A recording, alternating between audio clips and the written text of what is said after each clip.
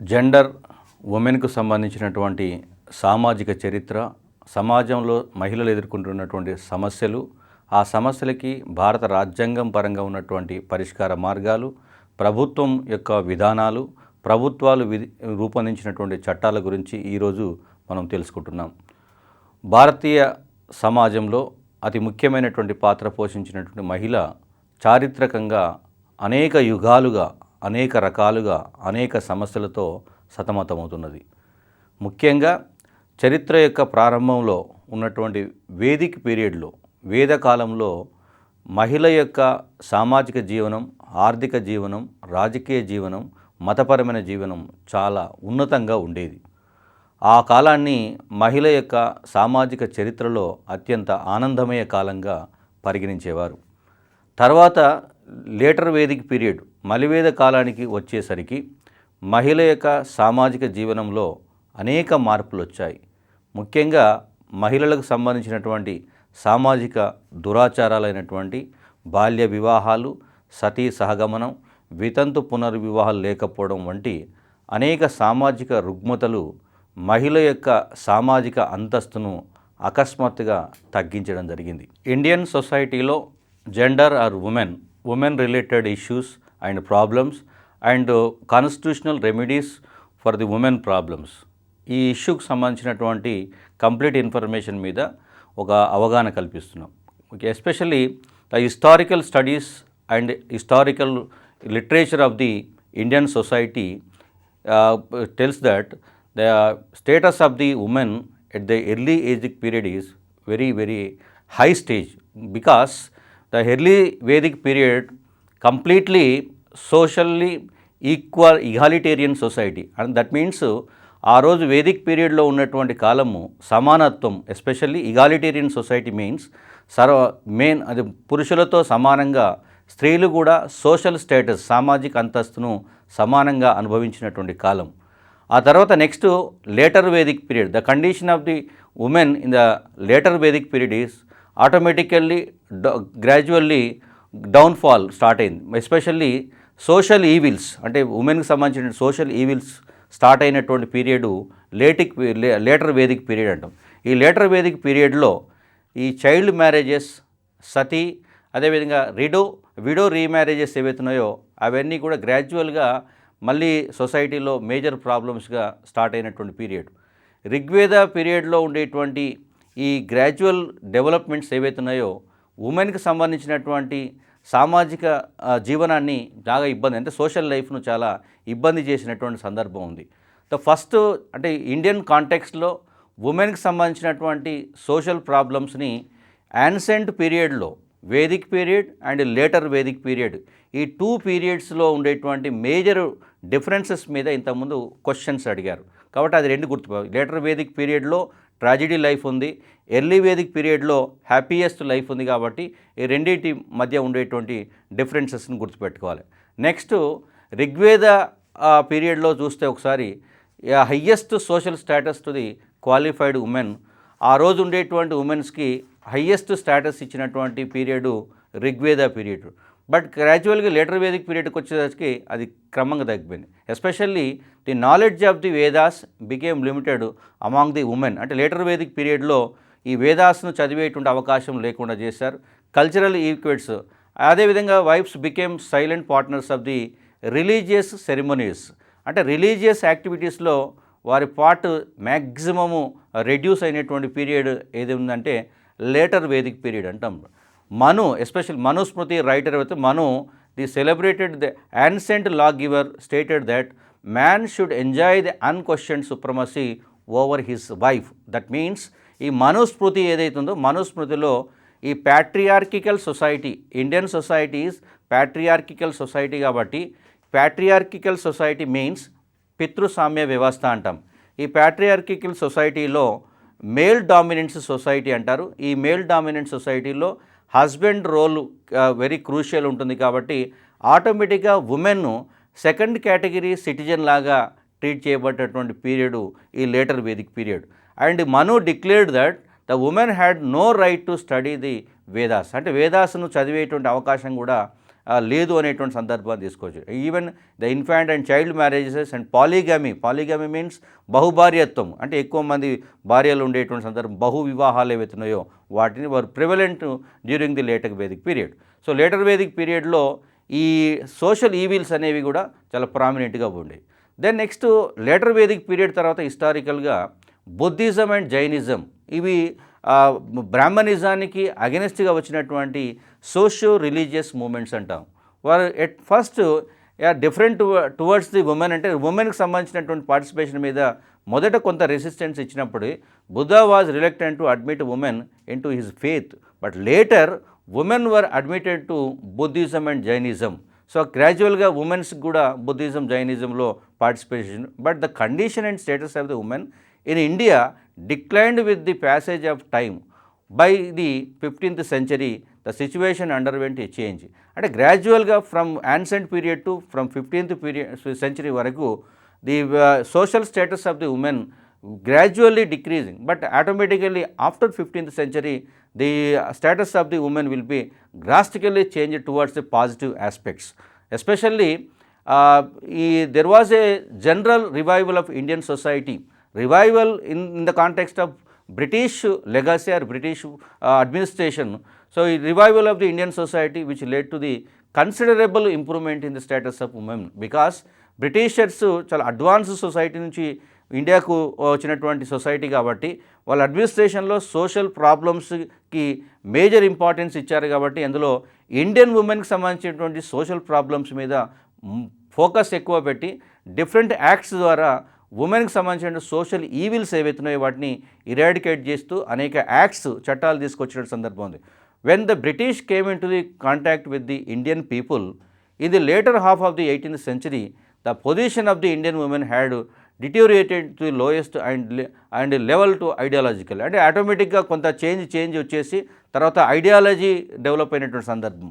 Women were considered as a completely inferior to, అంటే ఆటోమేటిక్గా having no significant, no personality, socially they are weak, complete subjects. అంటే ఈ యాక్స్పెక్ట్స్లో rights అన్నీ కూడా గ్రాడ్యువల్గా ఒకసారిగా పడిపోయినట్టు అనిపించి మళ్ళీ ఈ బేసిక్ ల్యాకింగ్ ఎథికల్ ఫైబర్ ఏదైతే దాన్ని గ్రాడ్యువల్గా ఇంప్రూవ్మెంట్ చేసినటువంటి సందర్భం ఉంది. కాబట్టి 18th centuryలో ఒక డ్రాస్టిక్ చేంజ్ ఏంటంటే ఆటోమేటిక్గా ఉమెన్కి సంబంధించినటువంటి సోషల్ లైఫ్లో సడన్ డెవలప్మెంట్స్ ఏంటంటే ఇండియన్ కాంటెక్స్లో సోషల్ రిఫార్మ్స్ మూమెంట్స్ వచ్చేంత వరకు కూడా ఇండియాలో ఉండేటువంటి సోషల్ రిఫార్మర్స్ ఎవరైతే ఉన్నారో ఈ వాళ్ళ సోషల్ ఈవిల్స్కి, అంటే child marriages, sati and widow remarriages, వాటి కోసము గ్రాడ్యువల్గా ఎక్కువగా ఇంప్లిమెంట్ చేసినట్టు సందర్భం ఉంది.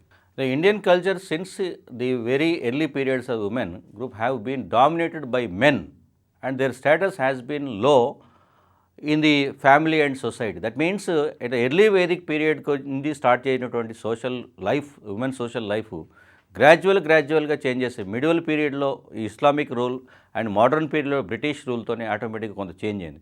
But in the later period, especially in the 1930s and 40s, the commitment of the socio-political leader, especially socio-reforms leader, that means Rajaram, like Rajaram Mohan Rai, they are fighting against the women social evils, especially to fight for the equality and influence the Indian women's movements in turn to liberal egalitarian values based on the French Revolution slogans, that is freedom, equality and fraternity.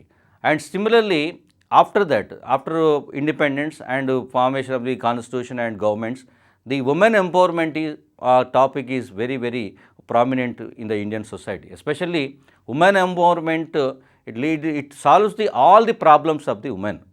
That means the women empowerment means the process of acquiring rights, personality development and deciding by self, especially తనకు సంబంధించినట్టు తన లైఫ్కు సంబంధించిన డెసిషన్స్ను తానే తీసుకునేటువంటి కాన్సెప్ట్ను women empowerment.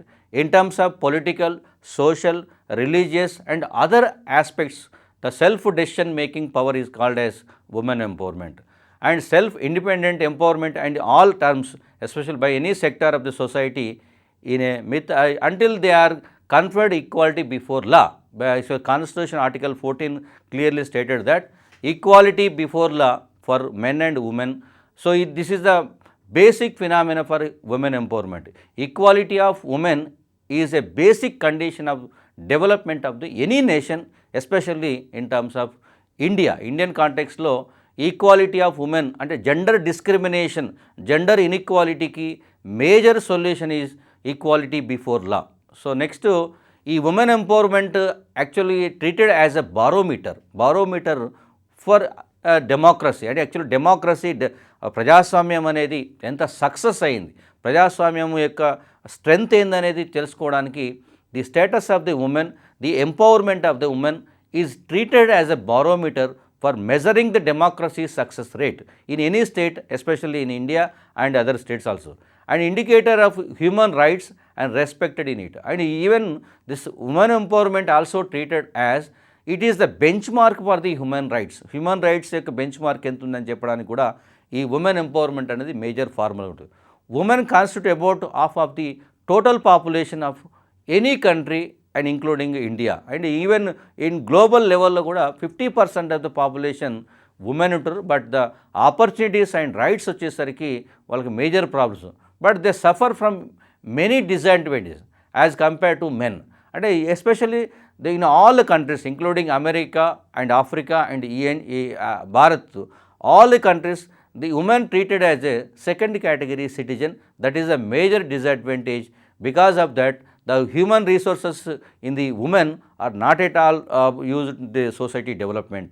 Men in terms of literacy rates, labor participation and even earning also. That means the job opportunities in formal sector or informal sector, any sector, the job opportunities is not available to the women when compared to the men. And similarly, the process of women empowerment is conceptualized in terms of personal assertion and self-esteem and confidence ability to protect themselves. Especially this is the one of the important weapon for development of the women, because the self-esteem or self-confidence is very important formula for women development. And attaining social political participation and even economic independence also very important for women in this country. Ownership of and productive assets and provide leadership in women. Leadership women is very one of the important parameter for social increasing the social status of the women. In this context, 73rd and 74th constitutional amendments exclusively give the political leadership to the women.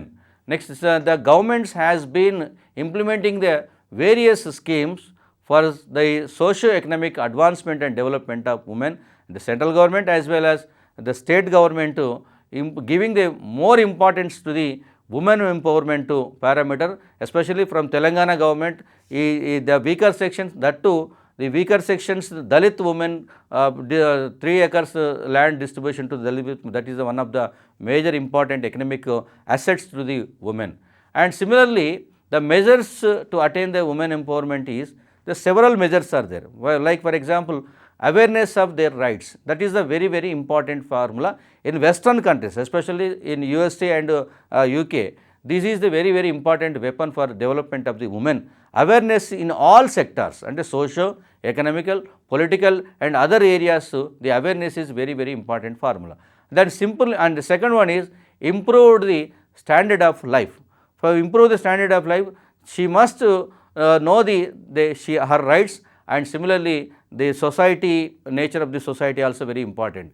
And equal ownership of productive resources, and similarly better health care for husband and her children, that means her family, and similarly higher literacy level and even education also. The increased participation in economic and commercial sector, this is one of the important area. Why? Because without money, without economic support, there is no importance of the every individual, including women. So that's why the participation in the economy with the help of government scheme, and similarly job opportunities, and similarly other self-employment programs, and achieves the self-reliance and self-confidence and self-respect among the women. This is the women empowerment. Ultimately, the self-reliance and self-confidence and self-respect among the women is a very important formula.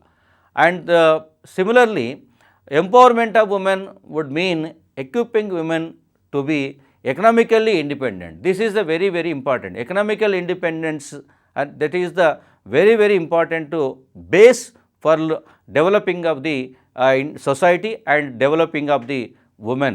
And personally self-reliant with a positive self-esteem to enable them to face any difficult situation. Actually, women empowerment lo self-defense, self-sufficiency, self-employment toni any situation, any difficult situation bear చేసేటువంటి actual opportunity అనేది మనకి ఈ empowerment ఉంది. Then women empowerment is the dynamic process. That means it changes due time, అంటే టైంతో పాటు ఇది change అవుతుంటుంది. That consist of awareness and attainment and actualization cycle. ఒక సైకిల్ లాగా ఇది కంటిన్యూ అవుతుంది. కాబట్టి all the efforts from the government and similarly from the society the need for development of the women. And actually the empowerment in terms of social protection, economical support and religious support, and other way the government of India with the constitution and government acts and rights, so they give the more importance to the women empowerment. For example, rights, the principle of the gender equality is enshrined in the Indian constitution in several areas. For example, preamble, fundamental rights, fundamental duties and descriptive policy of state policies. In this all sections, so many articles are exclusively related to the gender equality and against the gender discrimination. Next, rights are issues very, very important in this context. Especially the constitution not only grants equality of women with men, but also empowers the state of adopt measure the positive discrimination in favor of women. Why? Because several articles are exclusively related to the weaker sections, women, SC, ST, BC and other backward communities and weaker sections, that especially more focus on women empowerment. Within the framework of democratic polity, our laws and development policies and plans and programs have aimed at women's advancement in different spheres. All the central government schemes and state government schemes and state government policies, all the public policies, more emphasis on the women empowerment. And similarly, India also one of the important country for participation in international level, especially for upliftment of the women. India has also ratified the various international conventions, various international agreements and human rights also. Coming to the secure equal rights for women, it is the main key for the women for development, especially the ratification of the convention on elimination of all forms of discrimination against women, especially which is come into the force in 1993. This is the very, very important aspect for Indian government to establish, to create, to start the several programs to the women development. And similarly, in India, the major constitution provisions are important for the development of the women and solving the problems of the women. Especially, Constitution of India not only grants the equality to women with men, but also empowers the state to adopt the measures of positive discrimination. This positive discrimination is very, very important. This is the basis for the reservation for women. This is the basis for women upliftment. This is the basis for the women related schemes. So, in favor of the women for neutralizing the cumulative socio-economic and education and political disadvantage faced by them, especially from years together.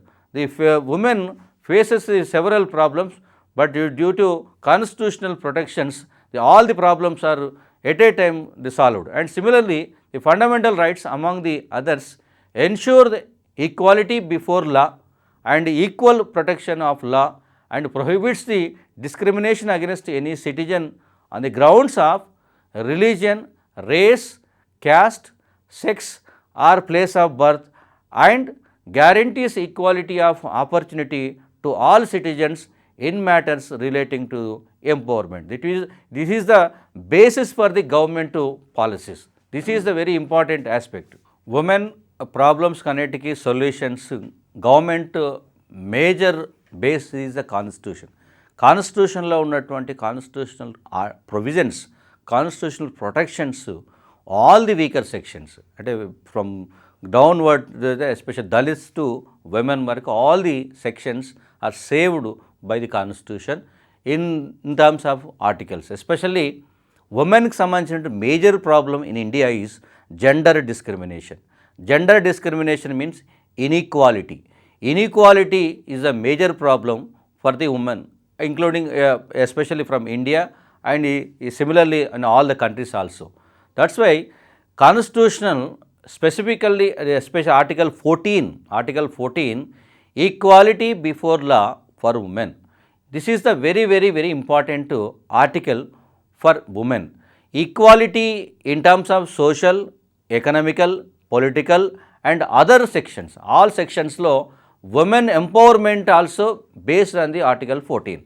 Women empowerment or women problems annitiki kuda only single agenda, that is the equality before law, equality with men. Ante men tho equal ga all opportunities kosame women problems ane solution undi kabatti Article 14 చాలాసార్లు రిపీటెడ్గా different ఎగ్జామ్స్లో article 14 మీద రిపీటెడ్గా questions వస్తున్నాయి. Government policies central government 2005లో the ministry for women establishment కానీ even state గవర్నమెంట్స్లో women ఎంపవర్మెంట్కి సంబంధించినటువంటి ఎస్టాబ్లిష్మెంట్ మెకానిజంకి వాళ్ళ ఎజెండా, మెయిన్ ఎజెండా ఈజ్ మెన్తో ఈక్వల్గా ఆల్ ఆపర్చునిటీస్ని అందించేటువంటి సందర్భమే. దానికి బేస్ ఏంటంటే article 14. The next Article 15 and Article 15 Class 1, the state not to discriminate against any citizen on the grounds only of religion, race, caste or sex, nothing but gender or place of birth or any of them. అంటే ఈ base మీద government ఎప్పుడు కూడా state means government అది ఎప్పుడు కూడా discriminate చేయకూడదు అని చెప్తున్నారు. బట్ ఉమెన్ ఇష్యూస్కి వచ్చేసరికి పాజిటివ్ డిస్క్రిమినేషన్ అంటాం. ఈ కేసులో 2 థింగ్స్ ఉంటాయి. ద ఆర్టికల్ 15 Class 1 అనేది against the discrimination, but article 15 Class 3 ఏదైతుందో the state make any special provision in favour of women and children. This is called as positive discrimination. Discrimination ఉండొద్దు అని article 15 Class 1లో చెప్తే positive discrimination ఉండాలని చెప్పి article 15 Class 3లో స్పెసిఫిక్గా mention చేశారు. కాబట్టి ఉమెన్కి సంబంధించినటువంటి all the schemes, programmes, developmental projects అన్నీ కూడా బేసిస్ ఏంటంటే article 15 Class 3. Even including Telangana government కూడా ఈ ఉమెన్కి సంబంధించినటువంటి యాక్టివిటీస్లో సోషల్ ప్రొటెక్షన్స్ అన్నీ కూడా సపరేట్గా వాళ్ళకి separate schools, separate areas, separate opportunities అన్నీ ఇవ్వడానికి బేస్ ఏంటంటే జెండర్ డిస్క్రిమినేషన్ అనేది కంపల్సరీ ఉండాలని చెప్పి. అగెనెస్ట్గా డిస్క్రిమినేషన్ ఉండకూడదు అంటే పాజిటివ్ డిస్క్రిమినేషన్ ఉండాలి. కాబట్టి గర్ల్స్ స్కూల్స్ సపరేట్గా, గర్ల్స్ టీచర్స్ను సపరేట్గా వారికి ఎక్కువ వెయిటేజ్ ఇవ్వడం ఇవన్నీ కూడా ఆర్టికల్ 15 Class 3లో పార్ట్గా చూస్తాం. Next article 16, this is very important article. Equality of opportunity for all citizens in matters relating to empowerment or appointment to any office under the state. అంటే equality of opportunity for employment, especially for employment పర్పస్లో there is no discrimination based on the race, religion, sex or other aspects ఇవే ఉండకుండా ఉంది. కాబట్టి ఉమెన్కి కూడా all areas including పైలటింగ్లో కూడా women are even డిఫెన్స్లో అన్నిట్లలో కూడా ఈక్వాలిటీ ఆపర్చునిటీస్ ఫర్ జాబ్ పర్పస్కి ఇవ్వడానికి బేస్ ఏంటంటే article 16, very important article. The next article 39A. Article 39A clearly stated that the state to direct its policy towards securing for men and women equally the rights to an adequate means of livelihood. That means ఏంటంటే ఇద్దరు కూడా men and women ఇద్దరు కూడా ఈక్వల్గా life lead చేయడానికి government తప్పనిసరిగా పాలసీస్ను రూపొందించాలి. This is under the DPSP, directive principle of state పాలసీలో పాటుగా ఆర్టికల్ 39Aలో స్పెసిఫిక్గా లైవ్లీహుడ్, వాళ్ళ కనీస అవసరాలు వాళ్ళ జీవితం సాధించడానికి వాళ్ళ అవసరాలు తీర్చుకోవడానికి మెన్కి ఈక్వల్గా ఉమెన్కి కూడా కంపల్సరీ ఆపర్చునిటీస్ ఉండే విధంగా గవర్నమెంట్ డైరెక్షన్ ఉండాలి, గవర్నమెంట్ పాలసీలు ఉండాలని చెప్పేటువంటిది article 39. Next article 39D, equal pay for equal work for both men and women. This is very very important. That ఇప్పుడు గవర్నమెంట్ జాబ్స్లలో మెన్కి ఉమెన్కి ఈక్వల్ పే ఉంటుంది, బికాస్ అది ఈక్వల్ వర్క్ కాబట్టి.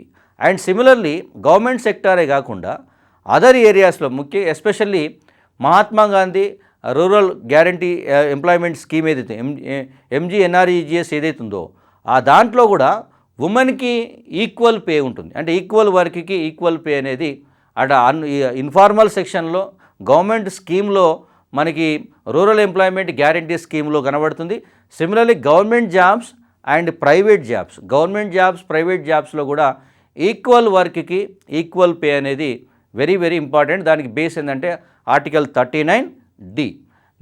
Next article 42, the state to make provisions for securing just and human. That means justice and war basic needs, human నీడ్స్ని తీయడానికి తప్పనిసరిగా స్పెషల్ ప్రొవిజన్స్ను అంటే ప్రొవైడ్ చేయాల్సినటువంటి రెస్పాన్సిబిలిటీ గవర్నమెంట్ పై ఉంటుందనేది ఆర్టికల్ 42లో స్పెషల్ చెప్పారు.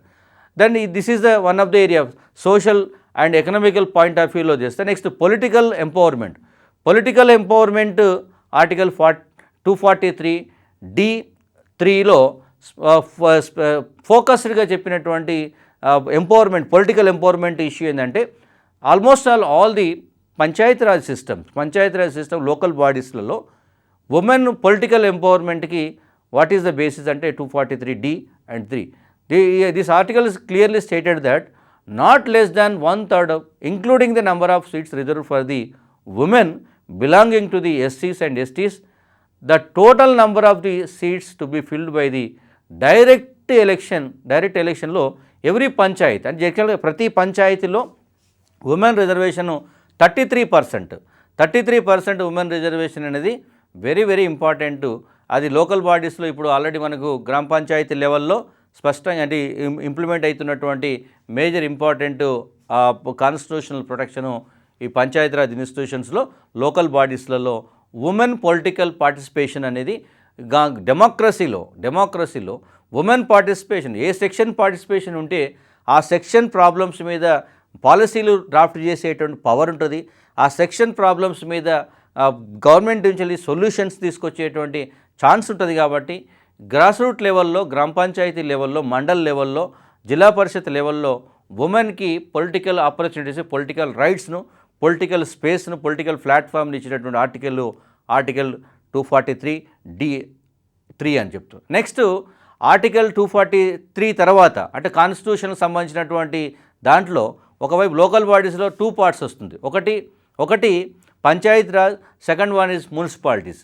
ఈ 243D(4)లో not less then 1/3 of the total number of office chairpersons in the panchayat at level even అంటే పంచాయతీలో Gram panchayat level ZPTC, MPTC కాకుండా MPPs, Zilla Parishad chairpersons, even చైర్పర్సన్స్లో కూడా డెఫినెట్గా 1/3 సీట్స్ అన్నీ కూడా ఉమెన్కి ఉండాల్సినటువంటి అంటే కంపల్సరీ రిజర్వ్ చేసినటువంటి ఆర్టికల్ ఏదంటే 243D(4) అని చెప్తుంటే పంచాయతీరాజ్లో ఈ రెండు. దెన్ సిమిలర్లీ మున్సిపాలిటీస్ లోకల్ బాడీస్లో సెకండ్ వన్ ఈజ్ మున్సిపాలిటీస్. అలా ఆర్టికల్ 243T(3)లో దీంట్లో not less than 1/3 the same similar formula which is applicable to the Panchayati Raj system. In this municipality also same formula is applicable, including the number of seats reserved for the women belonging to the SCs, STs and of the total number of seats to be filled by the direct election in every municipality. And that means Panchayati Raj సిస్టంలో ఎట్లయితే 1/3 seats reserve for the women అన్నారు, మున్సిపాలిటీస్లో కూడా 1/3 seats compulsory ఉమెన్కి reserve చేయాల్సిన చెప్పినటువంటి article 243T. Next similarly chairpersons ఇష్యూలో కూడా not only members, even chairpersons కూడా 243T(4)లో ఈ reservation of offices of chairpersons in the municipalities for SC, STs and women also same manner in the Panchayati Raj సిస్టంలో ఎట్లయితే చేశారో అదే ఫార్ములాను మున్సిపాలిటీస్లో కూడా మున్సిపల్ చైర్పర్సన్స్ కూడా ఈ 1/3 రిజర్వేషన్స్ కంపల్సరీ ఉమెన్కి అలాట్ చేశారు. దాంతో అర్బన్ ఏరియాస్లో ఉమెన్ పొలిటికల్ ఎంపవర్మెంట్ పెరిగింది. ఈవెన్ రూరల్ ఏరియాస్ కూడా ఉమెన్ పొలిటికల్ ఎంపవర్మెంట్ అనేది పెరిగింది. నెక్స్ట్ ఈ one of the important part is constitutional protections. కాన్స్టిట్యూషన్లో ఉండేటువంటి ఆర్టికల్స్ ద్వారా ఉమెన్కి సంబంధించినటువంటి social problems, economical problems and political ప్రాబ్లమ్స్కి సొల్యూషన్ తెస్తే, then next second part is women సొసైటీలో ఉండేటువంటి డిస్క్రిమినేషన్, ఉమెన్స్ పైన అటాక్స్ ఏవైతున్నాయో, ఉమెన్ పైన ఉండేటువంటి నెగిటివ్ ఇంపాక్ట్ అయితే దాన్ని కంప్లీట్గా ఎరాడికేట్ చేయాలి ఇంటెన్షన్తో లీగల్ ప్రొటెక్షన్స్ కూడా తీసుకో. అంటే కాన్స్టిట్యూషనల్ ప్రొటెక్షన్స్ ఒకవైపు and legal protections second category. ఈ లీగల్స్లో ఎస్పెషల్లీ క్రైమ్స్ ఎక్కువ జరుగుతాయి, ఉమెన్ పైన క్రైమ్స్ ఎక్కువ జరుగుతున్నాయి కాబట్టి ఉమెన్ క్రైమ్ రేట్ను రెడ్యూస్ చేయడానికి సెక్షన్స్ ఇండియన్ పీనల్ కోడ్లో ఐపీసీ సెక్షన్స్లో సెక్షన్ 376 రేప్కి ఒకవేళ ఎవరైనా పాల్పడితే వాళ్ళ మీద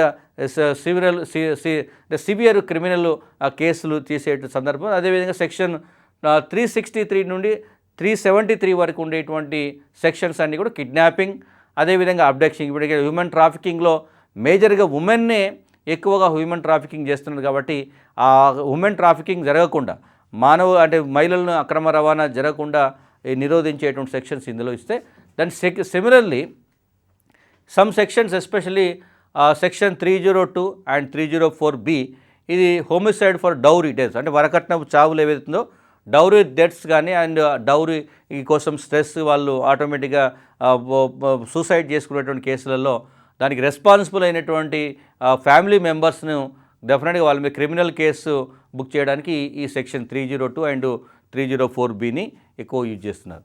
దాని సిమిలర్లీ సెక్షన్ 498A ఇది torture and mental and physical torture చేస్తే ఈవెన్ అదర్ డౌరీ పర్పస్లో కానీ అదర్ పర్పస్లో కానీ ఉమెన్ని ఫిజికల్గా మెంటల్గా టార్చర్ చేస్తే ఆటోమేటిక్గా ఈ సెక్షన్ ప్రకారం వాళ్ళ మీద యాక్షన్ తీసుకోవడం జరుగుతుంది. And similarly 354 molestation and different activities ద్వారా వాళ్ళని మిస్యూజ్ చేయడం కానీ వేరే పర్పస్లో వాళ్ళని బై ఫోర్స్ఫుల్గా యూజ్ చేసుకోవడం కానీ వాళ్ళతోని ఈవెన్ బాండెడ్ లేబర్ చేయించడం దాన్ని. అదేవిధంగా 509లో sexual arrangements in family and outside even in the offices also sometimes ఇట్లాంటి ఫ్రీక్వెంట్గా జరుగుతున్నాయి కాబట్టి ఈ సెక్సువల్ అరెస్ట్మెంట్స్ను కూడా క్రిమినల్ కేసు లాగా ట్రీట్ చేసి వారిపైన కూడా యాక్షన్ తీసుకునేటువంటి సందర్భం ఉంటుంది. అండ్ ఇది వన్ మోర్ పార్ట్, అది అంటే కాన్స్టిట్యూషనల్ ప్రొవిజన్స్ అండ్ లీగల్ ప్రొటెక్షన్స్తో పాటు government of India from 1954 to now still ఇప్పటి వరకు కూడా డిఫరెంట్ అకేషన్స్లో డిఫరెంట్ పర్పస్ కోసము డిఫరెంట్ యాక్ట్స్ కూడా తీసుకొచ్చింది. ఎస్పెషల్లీ దిస్ యాక్ట్స్ ఫ్రీక్వెంట్లీ అంటే ఎగ్జామినేషన్ పాయింట్ ఆఫ్ వ్యూలో కూడా డిఫరెంట్ యాంగిల్స్లో క్వశ్చన్స్ను ఫ్రేమ్ చేస్తున్నట్టు సందర్భం ఉంది. దాంట్లో ఫస్ట్ది ది ఫ్యామిలీ కోర్ట్స్ యాక్ట్ 1954, అంటే ఇది కుటుంబ న్యాయస్థానాల చట్టం అంటాం. దీని ప్రకారం ఆల్ ది స్టేట్స్లన్నింటిలో కూడా ఫ్యామిలీ కోర్ట్స్ ఏర్పడ్డాయి. ఈ ఫ్యామిలీ కోర్ట్స్ మేజర్గా ఫ్యామిలీ కౌన్సిలింగ్, ఎస్పెషల్లీ ఈ డివోర్సెస్ ఏవైతున్నాయో విడాకులు ఎక్కువగా జరుగుతున్నటువంటి ఫ్యామిలీస్ ఏవైతున్నాయో వాటిలలో ఈ ఫ్యామిలీ కౌన్సిలింగ్ ద్వారా వాళ్ళలో ఉండేటువంటి ఏవైతే భయాలు ఉన్నాయో వాటిన్నింటినీ కూడా తీసేసి మళ్ళీ ఫ్యామిలీ బ్రేక్డౌన్ కాకుండా ఈ యాక్ట్స్ ప్రకారము ఫ్యామిలీ కోర్ట్స్ ఏర్పాటు చేయడము, ఫ్యామిలీ కౌన్సిలింగ్ సెంటర్స్ను వారికి రిహాబిలిటేషన్ సెంటర్స్ను కూడా దీంట్లో ఏర్పాటు చేశారు. Next the special marriage act 1954, ఈ అంటే అప్పటి వరకు ఉండేటువంటి ఇన్ఫార్మల్గా జరుగుతున్నటువంటి మ్యారేజెస్ అన్నింటి కూడా డెఫినెట్గా రిజిస్టర్ చేయాలి, మ్యారేజెస్కి సంబంధించి ఏజ్ను కూడా ఫిక్స్ చేయాలనేటువంటి ఇంటెన్షన్తో ఈ స్పెషల్ మ్యారేజ్ యాక్ట్ 1954 తీస్తే, next similar the Hindu marriage act. ఈ హిందూ మ్యారేజ్ యాక్టు మేజర్లీ అంటే 1955 Hindu marriage act major important component ఇది మోనోగమి అంటాం. అంటే ఒకే జీవిత భాగస్వామి లైఫ్ పార్ట్నర్ని కలిగి ఉండాలి. సెకండ్ మ్యారేజ్ ఈజ్ ప్రొహిబిటెడ్ అని చెప్పినటువంటి యాక్ట్ ఏదంటే ఇది హిందూ మ్యారేజ్ యాక్ట్. అందుకే ఇప్పుడు government employees or other normal people ఎవరైనా కానీ ఫస్ట్ వైఫ్ యాక్చువల్ సంబంధం లేకుండా మళ్ళీ సెకండ్ మ్యారేజ్ కనుక చేసుకుంటే ఆటోమేటిక్గా దాన్ని అఫెన్స్ లాగా తీసేస్తుంది. దాని similarly the Hindu succession act 1956 which is amended in the 2005, ఇది మనకి right to property for women, అంటే ఉమెన్కి ఆస్తి హక్కును కలిగించిన ఫ్యామిలీలో మెన్తో సమానంగా ఆస్తి హక్కు ప్రాపర్టీ రైట్స్ను ఇచ్చినటువంటి act the Hindu succession act 1956. Then similarly immoral traffic or prevention act 1956, ఇది మానవ అక్రమ రవాణా నిరోధక చట్టం అంట. ఎస్పెషల్లీ ఉమెన్ బై ఫోర్స్ఫుల్ కానీ బై ఇదర్ వాళ్ళని ప్రలోభ పెట్టి వేరు ప్లేస్లకు తీసుకుపోయి వాళ్ళని మిస్యూజ్ చేస్తున్నటువంటి సందర్భం ఏదైతుందో దాన్ని ప్రివెంట్ చేస్తూ ఇమ్మోరల్ ట్రాఫిక్ ప్రివెన్షన్ యాక్ట్ 1956 ద్వారా చిల్డ్రన్స్ అండ్ ఉమెన్ ఇద్దరిని కూడా అక్రమ రవాణా జరగకుండా వాళ్ళని వేరే తీసుకుపోయి మిస్యూజ్ చేసుకోకుండా ఆపినటువంటి సందర్భం. Next the maternity benefit act 1961. ఇది అంటే ఈ డౌరీ యాక్చువల్గా దీంట్లో డౌరీ ఇవ్వడం కానీ డౌరీ తీసుకోవడం కానీ రెండు కూడా క్రిమినల్ యాక్టివిటీగా ట్రీట్ చేస్తారు. Next the medical termination of pregnancy act ఒక సపరేట్ అకేషన్లో మాత్రమే ఎమర్జెన్సీ ఇష్యూలో మాత్రమే మనకి మెడికల్ టర్మినేషన్ అనేది ఉంటుంది తప్ప అదర్ వేలో ఈ డయాగ్నోసిస్ చేయడం కానీ అది ప్రెగ్నెన్సీని డిసైడ్ చేయడం కానీ అది యాక్చువల్గా wrong. Next the contract labour regulation abolition act 1976తోని లేబరు యాక్ట్లో కూడా ఉమెన్కి లేబరు రూల్స్ ఏవైతున్నాయో లేబర్కి సంబంధించినటువంటి బెనిఫిట్స్ ఏవైతున్నాయో ఉమెన్ లేబర్కి కూడా మెన్తో ఈక్వల్గా ఉండాలని చెప్పినటువంటి సందర్భం. Next equal remuneration act 1976.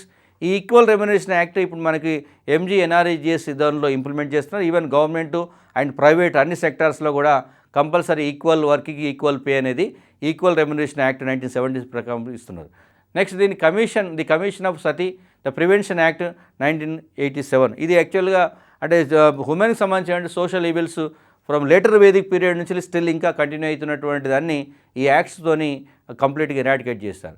Then finally the protection of women from domestic violence act. This is very important. ఇంకే rest of the sections rest of the constitution provisions కానీ యాక్ట్స్ కానీ ఈవెన్ సెక్షన్స్ కానీ ఎక్కడ కూడా మిస్ అయినటువంటి protections ఏవైతున్నాయో వాటన్నింటిని కూడా తీసుకొచ్చి డొమెస్టిక్ వయలేషన్ అదే దాంట్లో own family members and other family members అందరినీ కూడా ఇన్వాల్వ్ చేసినటువంటి కాన్సెప్టు మీకు డొమెస్టిక్ వయలెన్స్ యాక్ట్ 2005లో కనబడుతుంది. దాన్ని అల్టిమేట్గా అదర్ ఏరియాస్ కనుక మనం చూస్తే ఈ అదర్ ప్రొటెక్షన్స్ అంటే especially from 2001 the year of women 2001 treated as a year of international లెవెల్లో నేషనల్ లెవెల్లో empowerment for women empowerment of ఉమెన్కి దాన్ని చేసి యాక్చువల్గా అప్పటి నుంచి ఈవెన్ 1995లో బీజింగ్లో ఒక కాన్ఫరెన్స్ జరుగుతుంది. బీజింగ్ కాన్ఫరెన్స్ కూడా the empowerment of women is the main agenda for developing countries especially Asian కంట్రీస్లో అది మేజర్ ఇష్యూగా ఉండాలని చెప్పారు. దాన్ని బేస్ చేసుకుని మనకి 2001లో ఈ year of the empowerment of women అనేది మనం ఇక్కడ చెప్పడం జరిగింది. The government has taken numerous measures based on this concept. Government చాలా మెజర్ తీసుకుంది and almost all the stages అంటే even 5 years plans and government policies government programs అన్నిట్లలో కూడా ఉమెన్కి సంబంధించినటువంటి ప్రాబ్లమ్స్కి కంప్లీట్ సొల్యూషన్ కంప్లీట్గా హ్యాపీయెస్ట్ స్టేజ్లో ఉండేటువంటి కాన్సెప్ట్ను సోషల్ ఏరియాస్లో social protection for example Telangana government she teams eve టీజింగ్కి అగెనెస్ట్గా షీ టీమ్స్ను ఎస్టాబ్లిష్ చేసినటువంటి concept. Central government special protection ఇచ్చేటువంటి సందర్భం స్పెషల్ అసిస్టెంట్స్ను సింగిల్ ఉమెన్కి కూడా పెన్షన్ ఇచ్చేటువంటి ఇట్లాంటి ఈ కాన్సెప్ట్స్ అన్నీ కూడా అదర్ ప్రొటెక్షన్స్లో పార్ట్గా చూస్తాం. అంటే state government and central government ఈ 2 governments కూడా ఆల్ ఏరియాస్లో ఉమెన్కి సంబంధించినటువంటి అన్ని డెవలప్మెంట్స్ చూసుకుంటాం. Then next similarly even 5 years ప్లాన్స్లో అంటే ఇప్పుడు యాక్చువల్గా ఈ 5 year planning commission NITI Aayog convert చేసినప్పటికీ బిఫోర్ దట్ హిస్టారికల్గా చూస్తే బ్యాక్గ్రౌండ్ కనుక ఇస్తే every plan as a special focus on women. For example 6th plan adapted the multidisciplinary approach to the thrust of the health education and empowerment of the women. అంటే ఉమెన్కి సంబంధించినటువంటి health education and overall development that is nothing but empowerment మీద special allocation special స్ట్రాటజీని 6th planలో implement చేస్తే దాని 7th planకి వచ్చేసరికి developmental programs especially for women ఎంపవర్మెంట్కి చూశారు. ఆబ్జెక్టివ్ ఇది economic and social status social స్టేటస్ను ఇంక్రీజ్ చేయాలి కాబట్టి దానికోసము సెవరల్ ప్రోగ్రామ్స్ తీసుకొచ్చారు.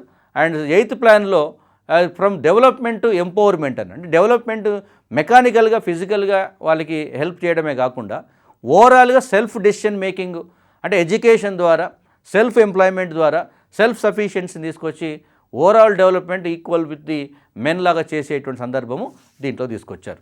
రిజర్వేషన్ల ద్వారా కొంత సోషల్ స్టేటస్ని ఇంప్రూవ్ చేసుకున్నప్పటికీ ఎకనామికల్గా పబ్లిక్ సెక్టర్లో కానీ ప్రైవేట్ సెక్టర్లో కానీ ఈవెన్ ఎకనామిక్ యాక్టివిటీస్లో కానీ ఉమెన్ తన రేషియోకి తగ్గట్టుగా పార్టిసిపేషన్ లేదు. ఎస్పెషల్లీ ప్రజెంట్ సినారియో చూస్తే ఆల్మోస్ట్ ఆర్గనైజ్డ్ సెక్టర్లో 25% ఆఫ్ ది ఉమెన్ మాత్రమే ఆర్గనైజ్ సెక్టర్లో ఎంప్లాయీగా ఉన్నారు. Remaining 75% of the women unorganised సెక్టార్లో ఎకనామిక్ యాక్టివిటీస్లో వాళ్ళు భాగస్వామ్యం లేదు. సో కాబట్టి ఒక సొసైటీ డెవలప్ కావాలంటే ముందు ఎకనామికల్ పార్టిసిపేషన్ ఉండాలి.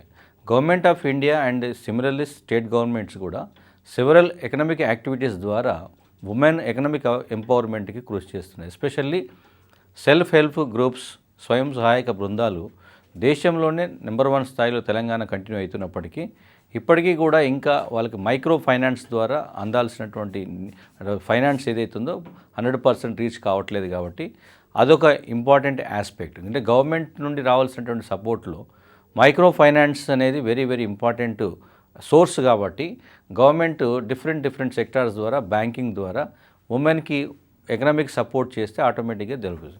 సోషల్ రిజర్వేషన్స్ ద్వారా ఎడ్యుకేషన్ అండ్ ఎంప్లాయ్మెంట్స్లో 33% రిజర్వేషన్స్ ప్రొవైడ్ అంటే దాని బెనిఫిట్స్ను ఇప్పుడు ఆల్రెడీ ఫ్రూట్స్ బయటకు వస్తున్న సందర్భం ఉంది. బట్ నెక్స్ట్ జనరేషన్స్కి తర్వాత తరాలకి ఇది కంటిన్యూ కావాలంటే డెఫినెట్గా ఈ రిజర్వేషన్స్ని మరింత ఎక్కువ పెంచేటువంటి ప్రయత్నం కూడా చేయాలి. గవర్నమెంట్ ఎంప్లాయీస్తో పాటు ప్రైవేట్ సెక్టార్స్లో కూడా మ్యాండేట్ చేయాలి. అంటే రిజర్వేషన్స్ అనేది ఓన్లీ గవర్నమెంట్ జాబ్స్కి కాకుండా ప్రైవేట్ కార్పొరేట్ సెక్టార్స్లో కూడా కంపల్సరీ చేయగలిగితే ఉమెన్ ఎంపవర్మెంట్లో సోషల్ స్టేటస్ ఇంప్రూవ్ కావడానికి ఎడ్యుకేషన్ ఒకటే సరిపోదు, దానితో ఎంప్లాయ్మెంట్ కూడా కంపల్సరీ యూజ్ కావాలి. నెక్స్ట్ అవేర్నెస్ సొసైటీలో ఉమెన్ ప్రాబ్లమ్స్ మీద కామన్ పీపుల్ కూడా కంపల్సరీ అవేర్నెస్ ఉండాలి.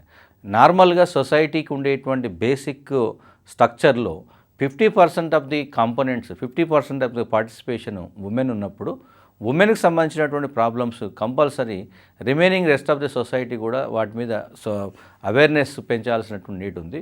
రెండవది ఉమెన్ యాక్చువల్గా ఏ సొసైటీస్లో అయితే ఎస్పెషల్లీ మ్యాట్రియార్కికల్ సొసైటీస్ అంటాం. కొన్ని కంట్రీస్లలో ఉమెన్ ఎంపవర్మెంట్ ఎక్కువగా ఉన్న కంట్రీస్లలో సొసైటీలో హ్యాపీనెస్ ఇండెక్స్లో కానీ హ్యూమన్ డెవలప్మెంట్ ఇండెక్స్లో కానీ నెంబర్ 1 స్థాయిలో ఉన్నాయి.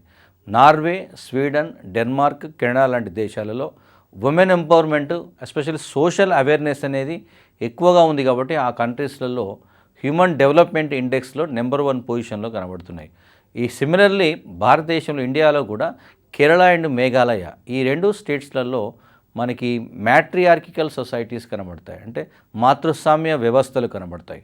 మహిళ ఎక్కడైతే విద్యావంతురాలవుతుందో, ఎక్కడైతే సమాజం పట్ల అవగాహన కలిగి ఉన్నటువంటి వ్యక్తిగా ఉంటుందో, ఎక్కడైతే సమాజంలో పురుషునితో సమానంగా ఉంటుందో ఆ సమాజాలలో ఆ మొత్తం అన్ని రంగాలలో కూడా ఆ సమాజాలు అభివృద్ధి చెందినటువంటి ఎగ్జాంపుల్స్ ఉన్నాయి. కాబట్టి ఇండియన్ కాంటెక్స్ట్లో ఉమెన్ ఎంపవర్మెంట్ అనేది సోషల్ అండ్ ఎకనామికల్ ఆస్పెక్ట్స్తో పాటు పొలిటికల్ ఆస్పెక్ట్స్ కూడా ఉండాలి. ఉమెన్ హిస్టరీలో కనుక చూస్తే ఇండియన్ సొసైటీకి సంబంధించి ఉమెన్ హిస్టరీలో చూస్తే ఉమెన్ పార్టిసిపేట్ చేసినటువంటి మూమెంట్స్ అన్నీ కూడా చాలా సెన్సిటివ్ మూమెంట్స్ అంటాం. ఎస్పెషల్లీ ఉమెన్ తన సొంత రైట్స్ కోసమే కాకుండా ఎన్విరాన్మెంట్ ప్రొటెక్షన్ కోసం కూడా అనేక రకాల ఉద్యమాలు చేసిన సందర్భం అంటే మూమెంట్స్ చేశారు. దట్ movements are known as eco feminist movements అంటాం. అంటే ఫెమినిజం అనేది ఓన్లీ సెల్ఫ్ ప్రాబ్లం అంటే సెల్ఫ్గా వాళ్ళ ప్రాబ్లమ్స్కు సొల్యూషనే కాకుండా ఎన్విరాన్మెంట్ పట్ల కూడా సెన్సిటివిటీ ఉమెన్కి ఉన్నటువంటి భావాన్ని తెలిపేటువంటి భావనే eco feminism or feminist movements in ecology అంటారు. సో కాబట్టి ఈవెన్ ఎగ్జాంపుల్ మనకి ఇండియాలో జరిగినటువంటి ఫస్ట్ ఎన్విరాన్మెంట్ మూమెంట్ చిప్కో మూమెంట్లో కూడా ఉమెన్ యాక్టివ్ పార్టిసిపేషన్ ఉంది. అదర్ ఏరియాస్లో కూడా నర్మదా బచావో ఆందోళన, మేధా పాట్కర్, అదర్ ఏరియాస్లో కూడా సో ఉమెన్ పార్టిసిపేషన్ అనేది వెరీ ఇంపార్టెంట్. ఈవెన్ కంబైన్డ్ స్టేట్లో కూడా సారా వ్యతిరేక ఉద్యమం కూడా ఉమెన్స్ చేశారు. కాబట్టి ఉమెన్ మూమెంట్స్ అనేవి ఉమెన్ ప్రాబ్లమ్స్కు అగెనిస్ట్ కాకుండా ఎన్విరాన్మెంటల్ పర్పస్లో కానీ ఈవెన్ సోషల్ ఈవిల్స్ సొసైటీకి ఇబ్బంది కలుగుతున్నటువంటి అంశాలకు వ్యతిరేకంగానే ఉమెన్ పార్టిసిపేట్ చేస్తుంది. కాబట్టి వాళ్ళకి పొలిటికల్ పవర్స్ అవసరం ఉంది. అంటే సోషల్ స్టేటస్ని ఇంప్రూవ్ చేయడానికి రిజర్వేషన్స్ ఉపయోగపడితే, ఎకనామికల్ స్టేటస్ని పెంచడానికి ఎకనామిక్ సపోర్టు ఎంప్లాయ్మెంట్ యూజ్ అయితే, పొలిటికల్గా వాళ్ళకి కంపల్సరీ ప్లేస్ కావాలి. కాబట్టి పొలిటికల్ ఎంపవర్మెంట్లో political participation equal to the men, అంటే పురుషులతో సమానంగా మహిళలకు కూడా రాజకీయ భాగస్వామ్యం పొలిటికల్ పార్టిసిపేషన్ కనుక ఇస్తే డెమోక్రసీలో ఉండేటువంటి బేసిక్ ఫార్ములా ఇక్కడ ఇంప్లిమెంట్ జరుగుతుంది. డెమోక్రసీలో ఉన్న బేసిక్ ఫార్ములా ఏంటంటే ఏ సెక్షన్కి అయితే ప్రాబ్లం ఉందో ఆ సెక్షన్ యొక్క రిప్రజెంటేషన్ అనేది పాలసీ మేకింగ్లో కంపల్సరీ ఉండాలి. అందుకే మనకి భారత రాజ్యాంగాన్ని, ఇండియన్ కాన్స్టిట్యూషన్ని ఫ్రేమ్వర్క్ చేసేటప్పుడే వీకర్ సెక్షన్కి సంబంధించినటువంటి పొలిటికల్ రిప్రజెంటేషన్ అనేది మ్యాండేట్ చేశారు. ఎస్పెషల్లీ ఎస్సీ/ఎస్టీలకు సంబంధించి షెడ్యూల్డ్ కులాలు, షెడ్యూల్డ్ తెగలకు సంబంధించినటువంటి పాపులేషన్ బేస్ చేసుకొని వాళ్ళకి రిజర్వేషన్స్ ఎట్లయితే పొలిటికల్ రిప్రజెంటేషన్ రిజర్వేషన్ ఇచ్చారో ఉమెన్కి కూడా తప్పనిసరిగా పొలిటికల్ రిజర్వేషన్స్ ఇస్తే తప్ప వాళ్ళ యొక్క ప్రాబ్లమ్స్ని సాల్వ్ చేసుకోవడానికి పాలసీ మేకింగ్లో వారు ఇన్వాల్వ్ కావడానికి అవకాశం ఏర్పడుతుంది.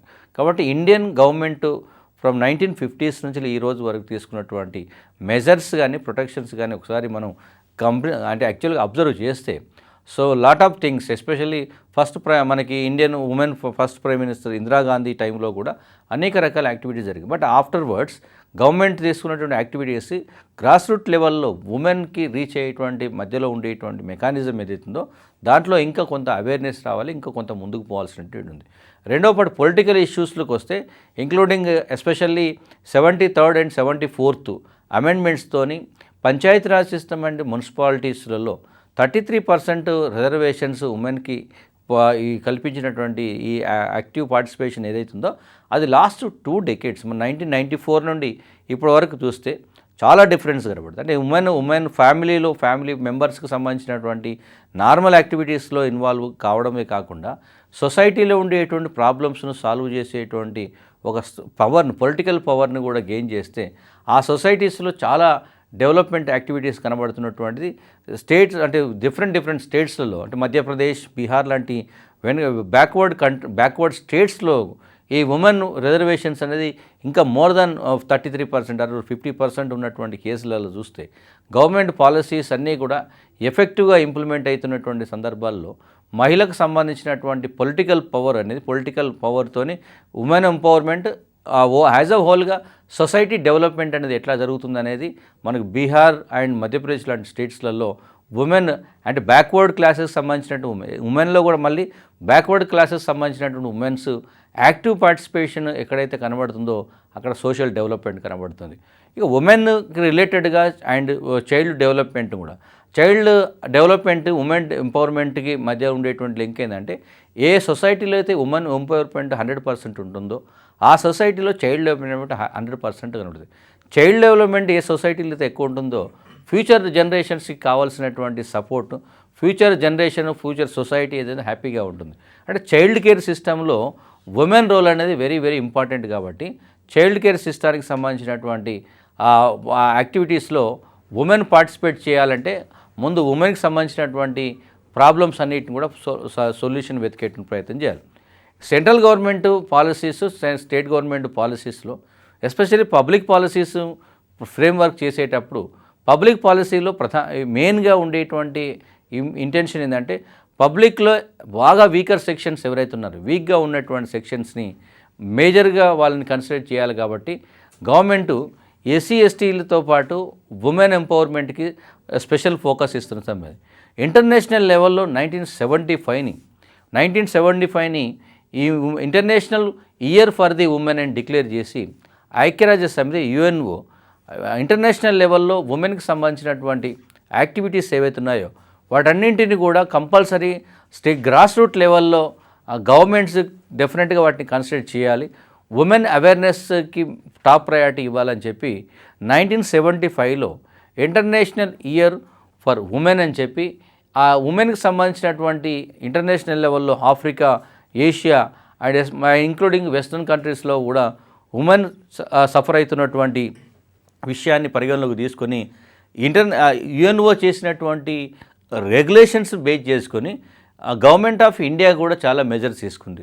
ఈవెన్ 1975 to 85 మధ్య ఇంటర్నేషనల్ డెకేడ్ ఫర్ ఉమెన్ అని డిక్లేర్ చేశారు. అంటే మహిళలకు సంబంధించినటువంటి అంతర్జాతీయ దశాబ్దంగా 75 అదేవిధంగా 85 మధ్య కాలాన్ని నిర్ణయించడంతో పాటు ఐక్యరాజ్య సమితి ఎవ్రీ ఇయర్ మార్చ్ 8ను ఇంటర్నేషనల్ డే ఫర్ ఉమెన్గా డిక్లేర్ చేసుకొని ఆ డేలో అంతర్జాతీయ స్థాయిలో మహిళలకు సంబంధించినటువంటి సమస్యల మీద చర్చ జరుపుకోవడం జరుగుతుంది.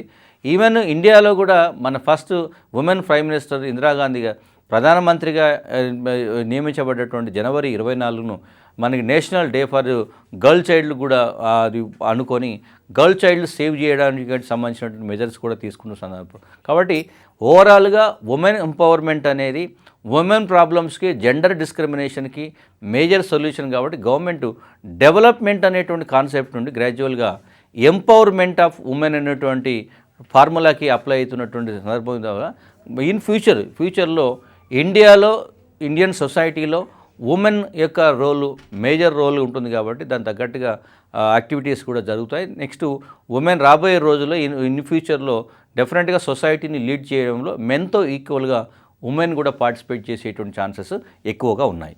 ఎనీ కాంపిటేటివ్ ఎగ్జామ్స్లో కంపల్సరీ ఉమెన్కి సంబంధించినటువంటి క్వశ్చన్స్ ఫ్రీక్వెంట్గా అడుగుతున్నారు. ఎస్పెషల్లీ ఇండియన్ కాంటెక్స్కి సంబంధించినటువంటి సినారియోలో ఇప్పుడు భారతీయ ఇండియన్ సొసైటీలో ఉమెన్కి ఉండేటువంటి ప్రాబ్లమ్స్లో ఆ ప్రాబ్లమ్స్ని ఇరాడికేట్ చేసినటువంటి యాక్ట్స్ ఏవైతున్నాయో, for example child marriage abolition act ఏదైతుందో అది మనకి ఫ్రీక్వెంట్గా శారదా యాక్ట్ అంటాం, 1929 చెప్తున్నాం. అదేవిధంగా విడో రీమ్యారేజెస్ యాక్టు, అదేవిధంగా సతీ అబాలిషన్ యాక్ట్, ఈ యాక్ట్స్ ఏవైతున్నాయో ఈ యాక్ట్స్ మీద ఫ్రీక్వెంట్గా క్వశ్చన్స్ అడుగుతున్నారు.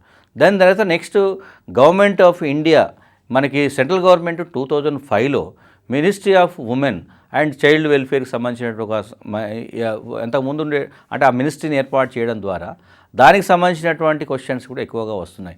అంతకుముందు మనకి యాక్చువల్గా సోషల్ జస్టిస్ అండ్ ఎంపవర్మెంట్ అనే మినిస్ట్రీ ఉండేది. ఆ మినిస్ట్రీలో భాగంగానే ఉమెన్కి సంబంధించినటువంటి యాక్టివిటీస్, ఉమెన్ వెల్ఫేర్కి సంబంధించినటువంటి ప్రోగ్రామ్స్ ఆపరేట్ అవుతుండేవి. బట్ 2005లో ఈ separate ministry for women and child వెల్ఫేర్కి తీసుకురావడం ద్వారా అప్పటి నుంచి ఒక సపరేట్ మెకానిజం వచ్చింది. కాబట్టి ఎగ్జామ్స్లో 2005కి సంబంధించినటువంటి వాటిని క్వశ్చన్స్ అడుగుతుంది. తర్వాత ఎంతకుముందు అడిగిన దాంట్లో ఇంటర్నేషనల్ ఇయర్ ఫర్ ఉమెన్ అంటే 1975 యుఎన్ఓ జరిపినటువంటి ఆ ఇయర్లో ఆ మార్చి 8 ఏదైతుందో ఇంటర్నేషనల్ డే ఫర్ ఉమెన్కి సంబంధించినటువంటి దాని మీద కూడా ఫ్రీక్వెంట్గా క్వశ్చన్స్ వస్తున్నాయి. అదేవిధంగా ఇంటర్నేషనల్ డెకేడ్ ఫర్ ఉమెన్ అంటే 1975 to 85 మధ్య పీరియడ్ని, అంటే ఏ పీరియడ్ని మనం ఇంటర్నేషనల్ డెకేడ్ ఫర్ ఉమెన్ అంటారంటే 1975 to 85 మధ్య ఉండేటువంటి కాలాన్ని అంటాం.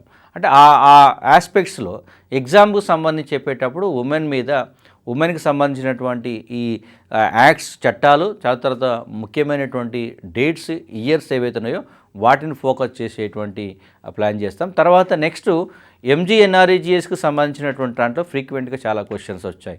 ద ఫస్ట్ టైం ఒక గవర్నమెంట్ ప్రోగ్రాంలో ఒక ప్రోగ్రామ్కి అంటే రూరల్ ఏరియాస్లో ఇంప్లిమెంట్ అయ్యేటువంటి ఒక ప్రోగ్రాంలో ఉమెన్కి ఈక్వల్ ఇంపార్టెన్స్, ఈక్వల్ పార్టిసిపేషన్ ఇచ్చినటువంటి ద ఫస్ట్ ప్రోగ్రామ్ ఇది మహాత్మా గాంధీ జాతీయ గ్రామీణ ఉపాధి హామీ పథకం. ఇది 2005లో వచ్చినటువంటి ఈ పథకాన్ని 2006 ఫిబ్రవరి 2 నుండి అమలు చేస్తున్నారు. ఇది కూడా ఇంతకుముందు పరీక్షలలో చాలాసార్లు అడిగారు. ఇందులో ఉమెన్కి 33% కంపల్సరీ ఆడ ఉపాధి కల్పించేటువంటి కండిషనే కాకుండా మెన్తో ఈక్వల్గా పే చేయాలనేటువంటి కండిషన్ వచ్చింది. కాబట్టి మనకి ఆర్టికల్స్తో పాటు ఆర్టికల్స్లో ఉన్నటువంటి విషయాలని వివిధ రకాల కార్యక్రమాల్లో ఎట్లా అది ఇంప్లిమెంట్ చేస్తుంది, గవర్నమెంట్ ఎట్లా ఇంప్లిమెంట్ చేస్తున్నటువంటి సందర్భాన్ని ఇక్కడ గుర్తుపెట్టుకున్నాడు. అంటే ఎగ్జామ్స్లో అడిగేటప్పుడు ఎగ్జామ్స్కు సంబంధించినటువంటి నేపథ్యంలో వారికి ఉండేటువంటి ముఖ్యమైనటువంటి ఈ సంవత్సరాలకు సంబంధించిన విషయాలు కానీ, తేదీలకు సంబంధించిన డేట్స్కు సంబంధించినటువంటి విషయాలు కానీ, లేదా ప్రోగ్రామ్స్ ఏవైతున్నాయో ప్రోగ్రామ్కు సంబంధించినటువంటి బ్యాక్గ్రౌండ్ ఏదైతుందో వాటి మీదే ఎక్కువ. ఇప్పుడు for example Telangana government Kalyana Lakshmi అనేటువంటి ఒక ప్రోగ్రామ్ ఇంప్లిమెంట్ చేస్తుంది. ఈ కళ్యాణ లక్ష్మికి సంబంధించి గతంలో 51,000 ఇప్పుడు 75,000 వరకు అది ఎకనామికల్ అసిస్టెన్స్ ఇస్తుంటే ఎస్సీ ఎస్టీ బీసీలతో పాటు మైనారిటీ వాళ్ళకు షాదీ ముబారక్ అనేటువంటి ఒక పేరుతో అక్కడ కార్యక్రమాన్ని నిర్వహిస్తున్నారు. అంటే మహిళలకు సంబంధించినటువంటి స్కీమ్స్ ఏవైతున్నాయో ఆ స్కీమ్స్ మీద స్పెషల్ ఫోకస్ ఉంటుంది. ఎగ్జామ్స్కు సంబంధించి అడిగేటప్పుడు జనరల్ ఐడియా ఒకవైపు ఉంటే ఫోకస్ కాన్సన్ట్రేటెడ్ ఏరియా ఏంటంటే ప్రజెంట్ గవర్నమెంట్స్ ఏవైతే సెంట్రల్ గవర్నమెంట్ కానీ స్టేట్ గవర్నమెంట్ కానీ యూనిక్గా కొన్ని సెక్షన్స్కి మాత్రమే అది కంప్లీట్గా ఉపయోగపడేటట్టు ఏవైతే ప్రోగ్రామ్స్ ఉంటాయో ఆ ప్రోగ్రామ్స్ మీద కంపల్సరీ క్యాండిడేట్స్ అందరూ కూడా మేజర్గా కాన్సన్ట్రేట్ చేయాల్సినటువంటి నీడ్ ఉంటుంది. తర్వాత నెక్స్ట్ గతంలో జరిగినటువంటి డిఫరెంట్ ఎగ్జామ్స్లలో ఉమెన్కి సంబంధించినటువంటి పాపులేషన్ ఏదైతుందో ఇది 2011 సెన్సస్ ఏదైతుందో 2011 సెన్సస్ను మీరు మేజర్ పారామీటర్గా తీసుకుంటే దాంట్లో సెక్స్ రేషియోకి సంబంధించి జాతీయ నేషనల్ లెవెల్లో ఉండేటువంటి సెక్స్ రేషియో, అదేవిధంగా స్టేట్ లెవెల్లో ఉండే సెక్స్ రేషియో, అదేవిధంగా 0 to 6 వరకు ఉండేటువంటి ఏజ్ గ్రూప్ ఏదైతుందో ఆ ఏజ్ గ్రూప్లో కూడా మళ్ళీ సెక్స్ రేషియో ఏ విధంగా ఉంది, ఇలా ఎస్పెషల్లీ హర్యానా లాంటి స్టేట్స్లలో లోయెస్ట్ 0 to 6 సెక్స్ రేషియో ఉండడానికి రీజన్స్ ఏంటి, ఇట్లాంటివి కూడా క్వశ్చన్స్ అడుగుతారు. కాబట్టి మనకి 2011 సెన్సస్కి సంబంధించినటువంటి వాటిల్లో ఓవరాల్గా కంట్రీ వైజ్గా ఉండేటువంటి పారామీటర్స్ అండ్ కొన్ని స్టేట్స్లో ఉండేటువంటి peculiar parameters. For example Kerala is number 1 position in always, especially women empowerment ఎక్కడైతే ఎక్కువగా ఉంటుందో ఆ స్టేట్స్లో ఆ కంట్రీస్లో మనకి అన్ని సోషల్ అప్లిఫ్ట్మెంట్, సోషల్ డెవలప్మెంట్ అనేది 100% జరుగుతున్నటువంటి కేసు. కేరళలో సెక్స్ రేషియో ఎక్కువగా ఉంది, ఈవెన్ లిటరసీ రేట్ ఎక్కువ ఉంది, ఇంక్లూడింగ్ ఉమెన్ లిటరసీ రేట్ ఎక్కువగా ఉన్నటువంటి స్టేట్ కూడా కేరళ మ్యాట్రియార్కికల్ సొసైటీ కాబట్టి ఉమెన్ బేస్తో రన్ అవుతున్నటువంటి సొసైటీ కాబట్టి కేరళలో మనకు ఈ డెవలప్మెంట్ అది this is the parameter for ఉమెన్కి సంబంధించినటువంటి గవర్నమెంట్ చేసేటువంటి కార్యక్రమాల్లో ఉమెన్ ఫోకస్డ్గా ఉంటే సొసైటీ డెవలప్ అయిందని చెప్పడానికి the best example is Kerala.